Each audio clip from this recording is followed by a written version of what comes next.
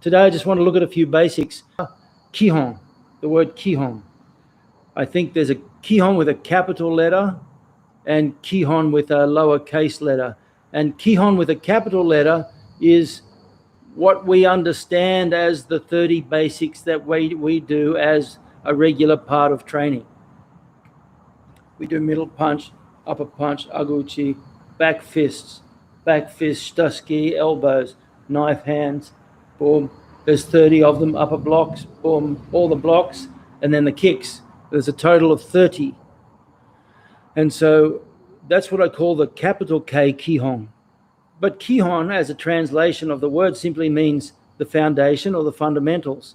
So my viewpoint of Kihon is simply anything that you do, any training that you do that serves to improve your final outcome in terms of what your goal is. So if your goal is good kata, well then all your Kihon is the training you do to improve your kata. That's not kata training itself. Well, yes, it is, but that's not the kata itself. That's Kihon kata. And Kihon is all the training you do to make your kumite stronger and more accurate, stronger, faster, all that sort of stuff. Us Clarence from South Africa, good to see you, man. Paul from Brizzy, how are you? So today I want to look at just a few of the capital K Kihon. Specifically, let's look at some of the knife hand techniques, okay? Because there are 30 basics, and honestly, as you get older, when you're young, as my instructor Frank used to say, you whip the body. Us Paddy, us Lennox, how are you, buddy? Us, thanks for coming, Lennox. As Frank used to say, you whip the body. And what that means is when you're a teenager in your 20s, there is no tomorrow. You just train so hard and so hard and so hard because your body will recover at a rate that will blow your mind. When you get to 30s, you'll find that the recovery starts to slow down. You get a few niggly injuries. My good friend and former Uchideshi, Tyrone Tongia, I've mentioned him before, and he's mentioned in the book, Tyrone went into pro boxing after karate and ended up, I trained him just for the last few years of his career. He had very good trainers earlier on, but he contacted me and asked me if we could work together for the last 3 or so years for a total of about 7 fights, I think, for undefeated. He retired undefeated as the Australian light middleweight champion. Now, the reason Tyrone retired wasn't because he'd had enough of it, because he still teaches boxing to this day. But the reason Tyrone retired was as we would increase the intensity of his training, he would get a bone spur that would develop on his hip that would debilitate his movement. When he'd decrease the training, the bone spur would go away. So that was a response, probably an acidic response of some sort, to the increase in training as a result of age. It didn't happen when he was 20. He was an Uchideshi when he was 17. So you have to take into account age. 30s, you might train 80%, 40s, 70%. I'm just guessing. 50s, 60%. In my early 50s, I was training really, really hard and still trying to be competitive with the young fellas. But when I had my knee accident at 53, everything went downhill. And so now in my 60s, you have to respect the fact that you can only do so much in basics. So if you want to make the basics with a capital B or K with a capital, Kihon with a capital K, if you want to make it a really, really solid workout, there is no limit to what you can do. But as you get older, you have to, first of all, recognize there's only 2 things that you have, and that's time and energy. And even if you've got the time, you don't have the energy to do that. So what happens is you have to be very, very protective with how you spend your training time. So these days, what I do is there are 30 basics, approximately 10 punches, 9 blocks and knife hand, and 11 kicks. So a total of 30. 2 of the kicks I never do unless I'm on wood. That's Uchimoashi and Sotomoashi. I'll tell you why. On the jigsaw mats, your foot bites in, and I'm sure no one's done it. I don't think anyone's done any research, but I know that if they did, what they'd find is the uchimoshi, sotomoshi affects your knee and your hip joint very, very negatively. So I've removed them from the dojo. If people want to do it, I let them do it on the beach, in sand, where your foot moves and there's no restriction, in water, in like this much water, so that you've got a lightness on your feet, or on a sprung wooden floor. Okay, but as far as jigsaw mats goes, jigsaw mats are a boon and a bane. They're really good because they allow anybody to put jigsaw mats down just like this. The downside is that I'm fairly certain they're responsible for some of the most debilitating long-term knee and hip injuries, simply because of gravity, and your foot bites into the mat. And we always say in training at the dojo that the number one cause of injury, after ego, of course, the number one cause of injury is gravity. Okay, so you've got to really watch out for that. So what we do in the dojo is we usually do about 10 basics. We might do 30 of them or 50 of them or 100 of them, or we might do 10, 100 non-stop. But we won't do all the basics at any time. We'll do the punches, or we'll do the blocks and the knife hands, or we'll do the kicks, because we don't have the same amount of time. In the old days, we trained for 2.5 hours, usually 2 hours 15 to 2.5 hours. Now we train for 1.5 hours, not at the same time. So today I'm just going to do a little bit of a stretch. And once again, even with the stretch, you should be doing a lot more stretching than I do in these videos. But the stretches that I do in these videos are the stretches I think are really important for long-term flexibility. And keeping in mind, somatics, we have 5 if you include what I call the sturdiness. So we have suppleness, speed, strength, stamina, and sturdiness. They're the 5 S's. You take that away, sturdiness away, because that's only for impact sports. But you have flexibility, suppleness, speed, strength, and cardiovascular endurance or stamina. They're universal to everything. And the one somatic that impacts beneficially on all the others is flexibility. If you increase your range of motion, you'll always be stronger, faster, fitter, because if you look at guys at the end of a long distance run and they're sprinting for the line, just observe their knee height. And the ones who have good flexibility and good stamina maintain a high knee drive, okay? Because their flexibility will allow them. And so if your flexibility is like that, your range of motion, effective range of motion might be 80% of that. So if your flexibility is that, your effective range of motion is that. So even for long distance runners, flexibility will impact beneficially.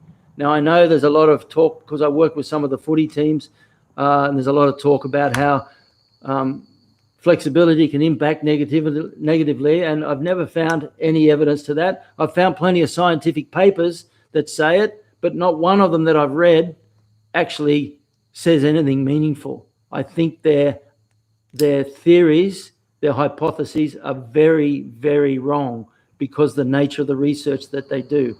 Because the argument that excessive flexibility weakens the joint doesn't tell you that they're too flexible. It simply tells you that their training isn't correct to increase the strength and stability training around that joint. But anyone will tell you that, no, not anyone. Anyone with experience will tell you that flexibility will decrease the number of injuries that you get. So there's a series of flexibility. You can spend an hour, 2 hours, 3 hours on your flexibility. Take it easy, nice and easy. But I'm just going to go through the usual 5 or 6 exercises that I like to do to make sure that my flexibility stays intact as I get older. Give me a sec. I'm in sitting in Caesar for the last 20 minutes mode right now, and my legs are a little bit asleep. How's that? Yeah, that's pretty good. Okay. Push. Knees, itch, knee. I'm still unstable because I'm about to fall over because my legs are asleep from Caesar.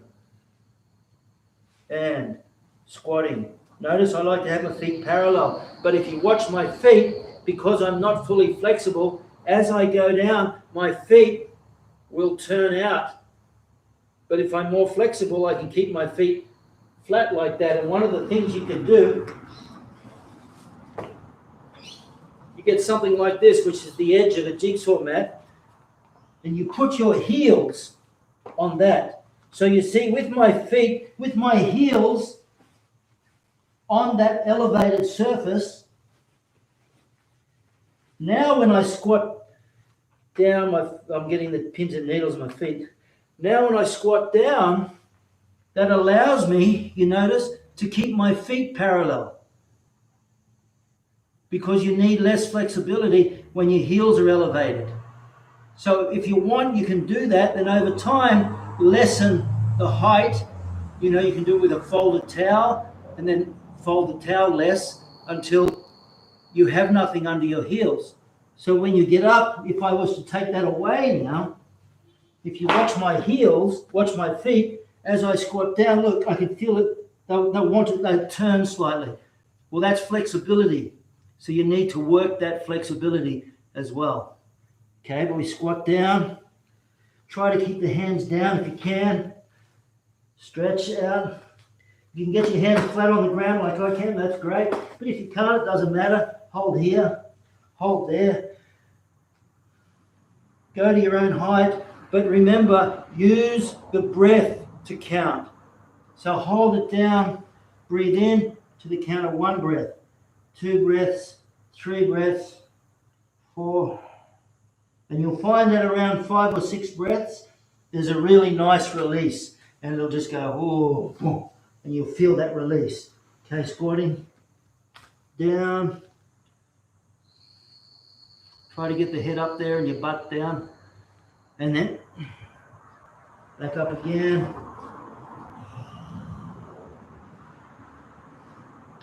So for flexibility, gravity needs to be your friend. Don't fight gravity. Don't be here going, oh, you know, just relax and let gravity do the work. Let gravity is your best friend for flexibility. Double shoulder width. Let's go 3 count. Try to keep the heels on the ground if you can. If you can't keep this heel on the ground, that's an ankle flexibility problem, and that will affect your ability to change your foot position from different kicks. So if you're doing a front kick, a front into a roundhouse kick, you need to be able to change your ankle position very, very quickly. It's like being able to go from a knife hand to a fist in the space of a punch. Again, here all I'm doing is I'm letting gravity do the work. And I'm taking my time so the breathing is the count. I don't go itch, sneeze, hunchy. I just let the breath happen. Neat. Alignment. So remember the acronym for stretching. Grab a stretch. G is gaze and gravity. You make sure your head is straight. If I'm stretching here, I don't want to be there because I'll pull a muscle in my neck. R is relaxation. I've got to relax into it to allow the gravity to do a thing. Alignment, A is alignment, or the angle, because that is important to get the correct stretch, the correct muscles in the joint to be able to stretch. And B is the breath, so you coordinate it with the breath. So you grab a stretch. Again, here I'm pushing forward my hip flexor. And right around. Again, keep the heels on the ground. And you want to keep, if you can, get the calf muscle here on the ground. And if you can, you get the hamstring on the ground as well. And I put my arm on the inside of my leg and open up here.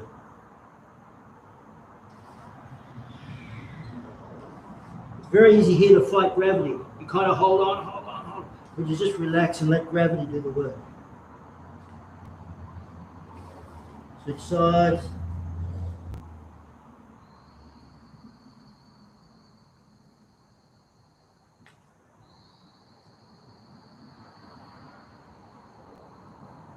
Every time you breathe out, you'll feel a release. That's what you're after. It's that release at 5 or 6 breaths that really makes a difference.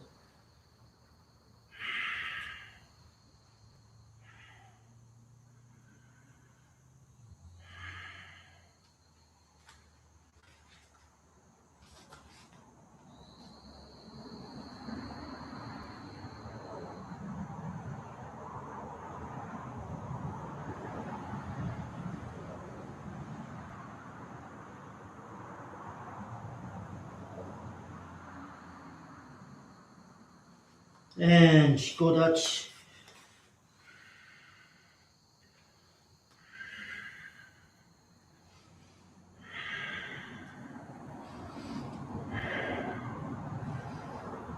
Nice and deep. Okay, and Shikobumi. We don't do enough of this. We used to do it for 10 minutes. Not really count, just do it for 10 minutes. You'd get about 100, 110, sometimes 120. But look, that's the movement basically. It's a stretch, it's not a kick. So just come here, up, and squat down. Remember, it's a stretch, not a kick. So this is often called a sumo squat.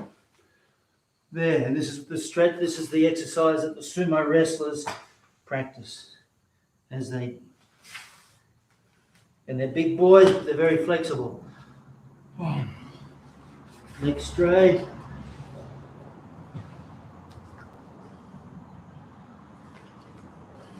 Here too, you want to make sure your alignment is correct. That means don't have both hands on one side like that. Have one hand on each side. And constantly try to align your body nicely. Why am I doing the stretching? Because these stretching exercises are a really important fundamental Kihon. They're as much an important part of your Kihon as anything, if not more so.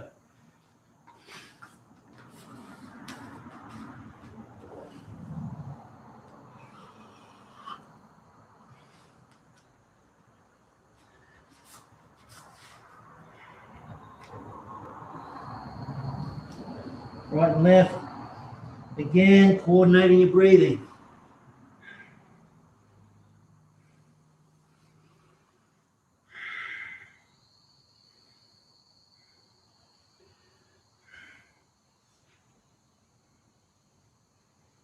If you have time, just take your time and hold it for 6 or so breaths.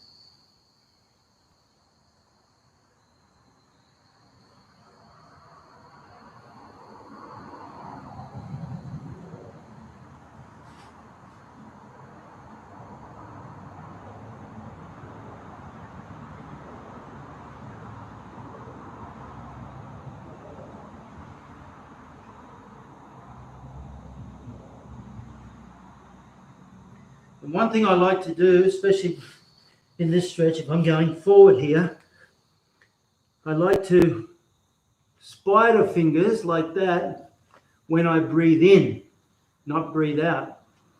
Because there's tension in the body to spider finger out. So I do that when I'm breathing in. So I breathe in. Then when I get there, I relax. Breathe in.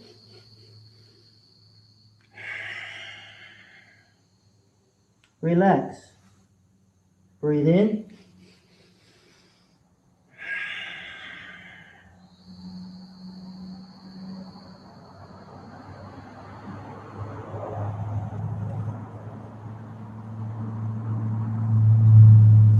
And relax. Your stretching should be just fractionally outside your comfort zone, but definitely not too far outside your comfort zone. Remember, as Dr. John DeMartini, that's his name, very interesting man. I met him on a flight once.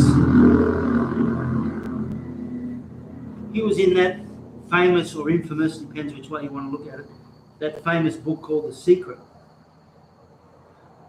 And I think of all the teachers in The Secret, he was one that really made sense. A lot of them were just talking gobbledygook, I think. But John DeMartini has some really good, very functional principles and attitude stuff. But anyway, one of the things he says is maximal, I don't like the word maximal. Maximal growth occurs just outside your comfort zone. I like to say that optimal improvement occurs just outside your comfort zone, because maximal and optimal are very different. It's like you can do a training session that is absolutely your maximal hard training, but you're stuffed for a week. But optimal training means that you train absolutely to the best level you can so that your next training session and the training session after and all these training sessions are the best they can be. If you burn yourself out, you've gone too far outside your comfort zone. Optimal growth, optimal improvement comes just outside the comfort zone. Okay, let's look at some basics. But before we do, we have to look at some of the fundamentals of basics. And when I say basics, I mean Kihon with a capital K. Okay, so we have the Sanshin stance. And the Sanshin stance is universal. You look at boxers even. You look at an old boxing book. And boxers will fight from basically a Sanshin stance. So the opposite to a Sanshin stance is a Yoi stance. Boxers don't fight from a Yoi stance. Okay, boxers fight. There's a Sanshin stance. There's a Sanshin stance. Boxers will fight from a Sanshin stance. Kyokushin tends not to fight exactly from a, I'm just going to show you my feet, from a Sanshin stance. So if I was going into a fighting stance, Kyokushin can't fight like that. Some can if they're really fast. But generally speaking, you want your front foot straight so that you can deal with the leg kicks as they come. If I'm fighting like this, it might be quick for a spin back kick. It might be quick for a step up side kick or roundhouse, but it's a sucker for a thigh kick because you just can't get your body weight around quick enough. So we tend to have our foot more straight. Okay, but generally speaking, Sanshin creates the arcs of tension from the right shoulder, left knee, left shoulder, right knee, that you need to develop correct explosiveness in the body. So today I just want to look at the Shuto techniques. Okay, Shuto, the Shuto, the knife hand, Shuto. We say Shuto in Japanese. Literally means the hand blade. So it's the edge of the blade. There's a lot of misunderstanding. And I really think, Ush Venkatesh, good to see you, man. I really think there's a lot of misunderstanding, but the misunderstanding only comes from people who have never used the knife hand against a solid target, or they've never done Makiwara. The main thing is, this is one of the most important reasons why you do Makiwara, is not just to harden your hand, but to get a feel of how to use particular techniques correctly. The main techniques for Makiwara are the Seiken, the knife hand, the Haito, and the Shote. Okay, the palm heel, the knife. They're all those techniques. All serve a purpose with Makiwara, but when you do knife hand, I have a very arthritic knuckle there. You see that? And that's the only arthritic knuckle I have, which all things considered, I'm not too worried about. It really hurts now if I hit hard on Makiwara, that joint really hurts. So I've got to kind of wrap it a little bit. But that's caused by poor knife hand technique, because I did it like this so that when I would hit, my little finger would vibrate into that knuckle. So you hit the hard surface, and if you look at it slow motion, your finger goes boom, boom, boom, and it hits into that. And I used to get blood blisters here from hitting. So, and then one of Solsai's contemporaries taught me that the correct way to do, in his mind, he was a Shitoryu 9th dan. At the time, he may be 10th dan. Now I don't know. In fact, I know that I believe he's still alive, but I don't know if he's still training, because he'd be in his 90s now at least. But anyway, he was the one that taught me that not to do knife hand like this, but to do it like this. So he would change his fingers like that. One, because that curling little finger means that when you hit, it didn't hit the next knuckle. Two, that curling little finger allowed you to tense this a little bit more than you would. And three, he used to use the knife hand across the eyes. And so he said if you had a single line with your fingers together, you had a very, very low margin of error.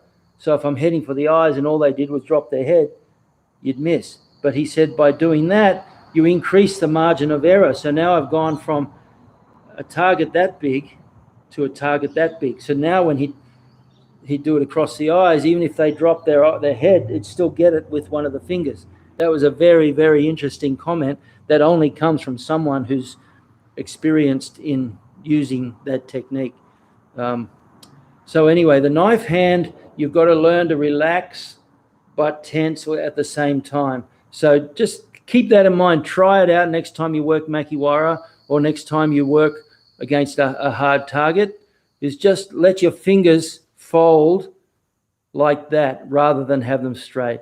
I think you'll find, one, it allows you, if you do enough repetitions on a Makiwara, it'll allow you to find the knife hand feel very, very nicely. Okay, and nothing beats that experience. Okay, so we go from here, Migi, Sanshin Dachi Yoi. Come on, Tep. Once again, even here, don't take your hands out. Watch. Come on, Tep. This sort of, in Japanese, mudana dosa, unnecessary movements. This sort of thing. Or you know, all those things. Be very, very deliberate and accurate. The hands don't go outside the line of the body. We start here. As the knees come together, the elbows come together. If my right foot is going forward, my right elbow is underneath. If my left foot is going forward, my left elbow is underneath. Why? Because when I break out, now that hand is in front, so that if I'm in this situation and someone is coming towards me and I need to push off, I need that hand on the outside.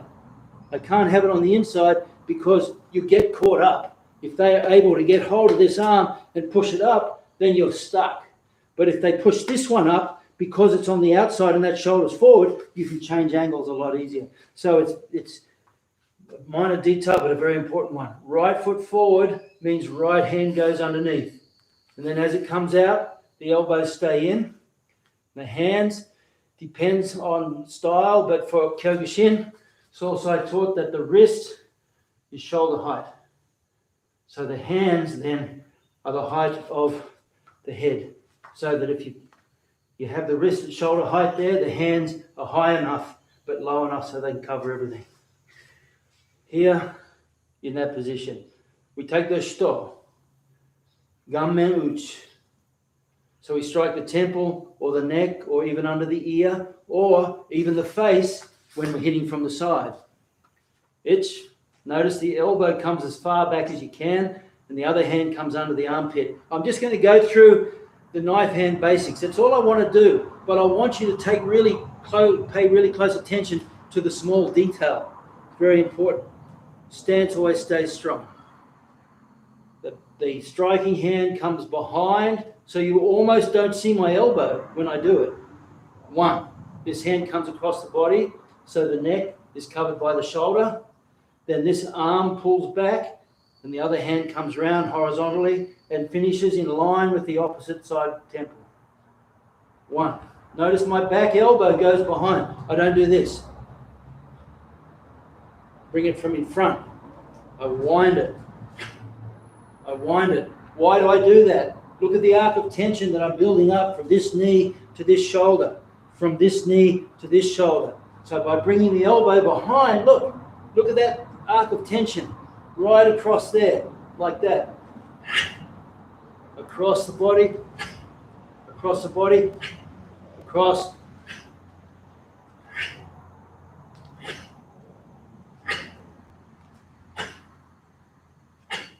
The next thing you want to do is you want to work on the retraction of the elbow. Sosai used to say, you retract from the elbow, strike from the hand, not the other way around. So you'll see some people, when they're doing the punch, they'll be doing this. And they feel like they're doing it correctly because that's the way they've always been doing it. But in actual, what they're doing is this, leading out from the elbow and retracting from the hand. It's the other way around. You want to imagine that there's a rope tied to your wrist and a car is accelerating off. And as it accelerates, takes up the slack of the rope, there's no way you're going to be able to do this first. The hand is going to lead straight out like that. Gary O'Neill, one of my old students, spent hours and thousands of hours not working on the idea of leading with the body and throwing the hand. Everything he would do, the first part of his punch that would move was his hand.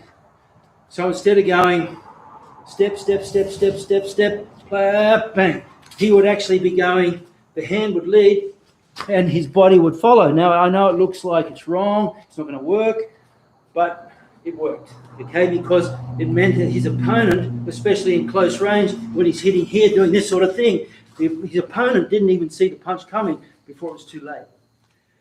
Okay, knife hand, once again from behind, we retract the elbow. Behind.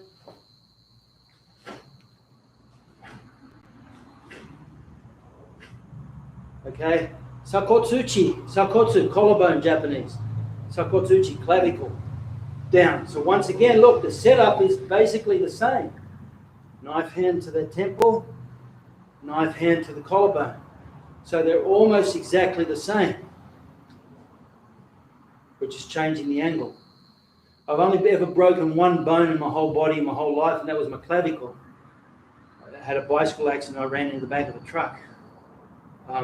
Fully expecting that I'd be able to slow my momentum. I shouldn't have been slipstreaming, but I was by pushing my shoulder in and it just broke. Doesn't take anything to break a clavicle. So hitting down on the clavicle. Once again, this arm comes right across the body. The hand behind the head, and some styles of Kyokushin go like this. And if that's the way you do it,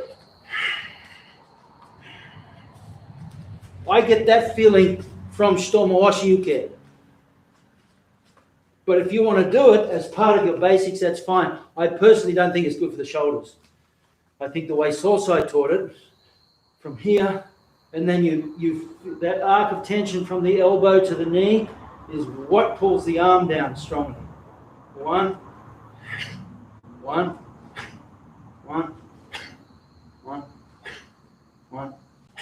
like that. Uchikomi, driving out, is a punch except with a knife hand. Remember, it's not a palm heel. It's a knife hand, straight out with spear hand and twist at the end. Why? Well, that little, look, honestly, it's a little bit like Tetsui or knife hand. You know, you want the wrist and hand to be as integrated as one. So you're not going to be doing funky things like bending wrists and so on. Well, it's the same with this.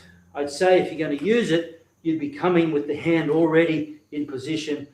But this is the way we would develop that extra speed and the technique. Once again, the objective is to retract the hand sharply.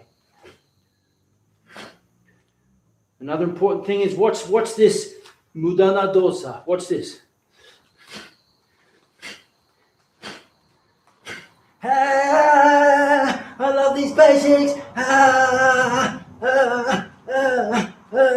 And away you go with all this unnecessary motion.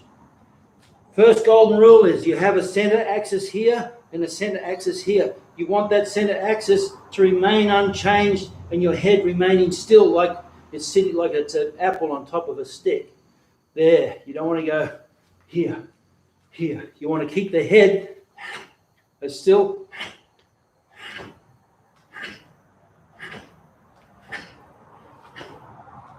Like that. Get in front of a mirror or get someone to video you. Video is the most underused form of training improvement. If you want a wake-up call, get someone to video your next session, tonight's session. Put a tripod up, put your mobile phone on it, and video your basics. And you'll come away, it's very sobering. Okay? You want to avoid lateral motion. You want to avoid little extra pulls. Remember that rope is on the hand. It's not going back here before the car accelerates. It shoots straight out. like that. Keep the head as still as possible. Shuto Hizo uchi. Why Hizo? Because, you know, we underestimate the spleen because we don't talk about it in boxing. Boxing, we talk about the liver shot because the liver hangs over on the left, on the right side of the body like that. So it's really handy for a liver, for a punch. We don't talk about the spleen, but the spleen is also very debilitating, full of nerves. It's like a sack of gooey gel underneath the heart. In boxing, they talk about hitting under the heart. Okay, that's the terminology. That's a spleen shot. It's a spleen shot. It interrupts the heart flow, interrupts the heartbeat, which affects the breathing. When Michael Thompson fought one of the top Muay Thai fighters in history, this guy had so many fights, an amazing fighter. And I think Michael Thompson was probably getting beaten. But he's such a tough Kyokushin warrior. He came out and he's done the old Michael Thompson bang and hit him with a back kick on the spleen. And this tough Muay Thai fighter has just put his hand up, stepped back, and surrendered. They rushed him to the hospital. Couldn't fight for 7 months because Michael Thompson, with that one kick, had ruptured his spleen. So this is why this is called Hizo uchi. Hizo is Japanese for spleen. Okay? Technically, on this side, it becomes a Kanzo uchi, which is a liver strike. Okay? Setup is the same as this. It's exactly the same as Shuto Gamen uchi, except you drop the angle. And you finish in line with the belt on the opposite side of the body. 1, 2, 1, 2. One of the things that I used to love doing was if you could get the speed enough so that your fingertips would tingle from all the blood rushing to your fingertips as you do it.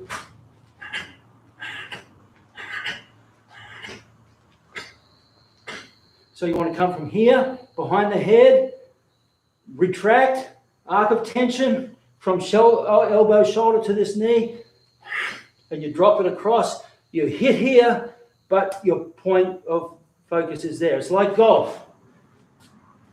There's the ball. That's what I'm hitting. I don't go, boom, and stop there, do I? What I do is I hit through, boom, and I keep going past. As you can tell, I'm not a golfer. The point is, your point of impact and the target are very different to the follow-through. So it's the same here. I hit here, but I need to chop through. 1, 2, 1, 2, 1, 2.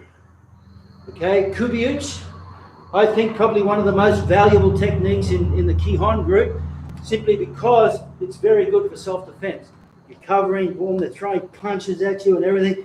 Boom, you get that opportunity, you block, and you come straight back, and it's all in one motion. I did a session on that. I think one of the nicest things is, 1, you block through, you're covering, and then it's unexpected. You go bang, bang, like that. It's not from here throwing a rip. They're kind of expecting that. But what they don't expect is that hand to come back first with a back fist, a tetsui, or a knife hand. Bang, bang, bang. And then you hit with the rip. Okay? So it's the same principle. We come across the body and we drop. Now notice the wrist is always straight here, but it bends there. So I want to bend my wrist. So I come up, I don't do this and bend the wrist that way. Okay? Because that it's a sucker for a wrist lock. Your hand like that at any time. And I know when you grapple, sometimes someone grabs you, boom, you can grab their hand and because their wrist bends this way, it's very easy to get a wrist lock. So you want to keep that wrist integrated and strong here. It doesn't bend there, not like this. It bends here. So the hand comes across and hits there. So notice my hand is bending to the side, but it's straight. I can't tell if you can see. It's straight there, even though it's bending to the side. So I come across my body and hit across. That hand stays there now to monitor the opponent. Come across, come across, come across. and then retract, push, pull. Round, round, round, round, round. Round, round, round, round. Round, round, round. Round, round, round. Okay, now that's me explaining that movement, which gives you that extra movement. Now let's do it properly so we don't get that extra unnecessary motion. So we're here and we settle.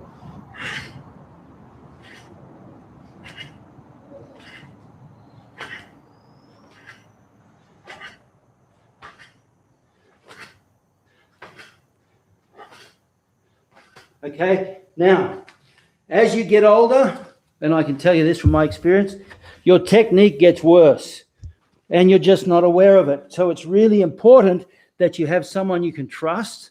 You say to them, look, watch my technique, tell me what I'm doing wrong. But if you're a fifth dan and they're a first dan, they're not going to like doing that. So what you do is you video yourself. Take a video. Video yourself doing the technique, and you'll see one of the things that happens as you get older is, first of all, your range of motion changes. So instead of going from all the way back here, so your elbows, look, my elbows are touching there. That's what your goal is in the basic technique. I want my elbows to be touching. And then unwinding. So now if you could touch my back, you'd feel my shoulder blades pinching together. So that's your full range of motion. 1, elbows together, which concaves the chest. 2, convex the chest by concaving the back. 1, that's your full range of motion. But as you get older, because you don't have the explosiveness, you slow down. And as you slow down, you cut corners. Before you know, you're doing this. And you think you're doing it right because the change is like, like boiling a lobster, as they say. You put it in cold water, turn the heat on, he's boiled to dead before he realizes it. Well, it's the same thing. You start off with good technique, and then one day you're tired, so you cut it short. And then before you know it, this becomes your habit, and the hand doesn't withdraw, and you're just doing this. And then you're just doing that, and then you're just doing, and everything just becomes this little dance of your hands going backwards and forwards with no expansion and contraction of the body. Remember, soul size 3 points of kata, waza no kankyu, iki no chose, chikara no kyojaku. Well, in the traditional Shotokan version of that, instead of iki no chose or the breath control, they talked about the expansion and contraction of the body. That is so beautiful. I mentioned it, spoke about it in the new book, in my book. The expansion and contraction of the body, this sort of thing. Okay, when you're there, the contraction of there is defensive. You become like a turtle in a shell. And then when you need to unwind, then you expand your body again, and it becomes this feeling. So it's the same with your techniques. As you get older, one thing happens is the ossification of your spine. So it goes from a very flexible, fluid spine to this. You see old people walking around. And if you say to them straighten their back, they'll go, oh. They don't even realize it. So you have to take control of that. The older you get, I'd say from about the age of 40, you have to consciously, every day, tighten, extend your spine. Feel like that, I call it the perineal elevation. It's like between your legs is the perineum, and you want to feel like you've been elevated up your spine. And you do that, and as you get older, you preserve a youthful flexibility in your posture. Well, it's the same with training. If you're not careful, that spinal ossification cuts in, and the next thing you know, and you don't even realize it. So the first thing you have to do always is reopen the body, work the expansion and contraction of the body. And in knife hand especially, elbows touch, shoulder blades touch, elbows touch, shoulder blades. You can see doing it this way is a very minor difference in your mindset to not doing it that way, which builds this endless stream of downward spiraling poor technique.